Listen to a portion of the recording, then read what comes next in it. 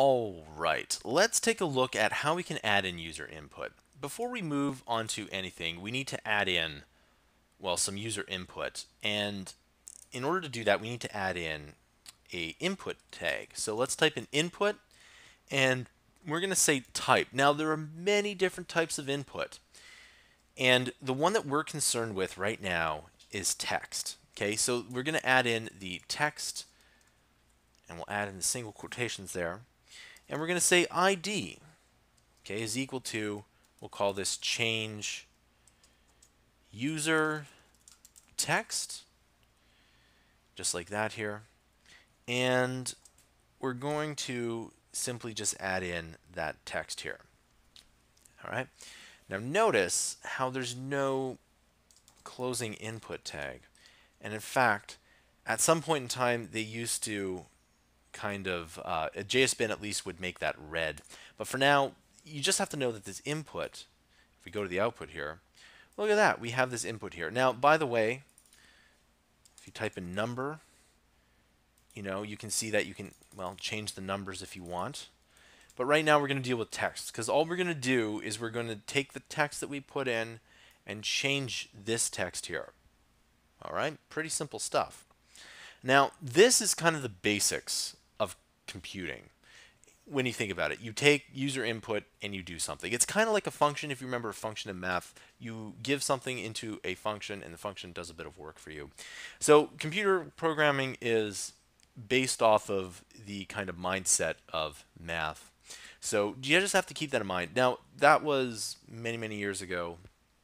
In fact, that's the way why we have computers at all, is because of high-level math. But today, and with JavaScript, it's not anything like that. So if you weren't good at math, that doesn't mean you're going to be a bad programmer at all. I know lots of people who are not good at math but are amazing programmers. All right. So having said that, let's go and let's change this.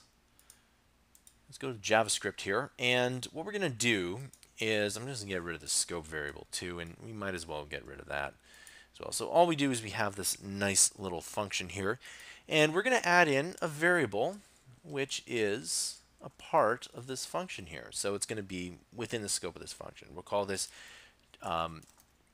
user inputted input text. Now notice how I say it's user input text. Well, when you declare a variable and the first letter is not capitalized, that's called camel casing. And you do this so that looks better. Okay, you can go and you can always kind of change this. That doesn't look very good at all. But, user input text, that looks a lot better. So what we need to do is we need to, once we click the button, we need to get whatever text was put in that text box and put it in and store it in that variable. Remember, this is like a variable. It's like a box that you put something into. In this case, we're going to put the user inputted text. So we're going to say document.getElement by ID.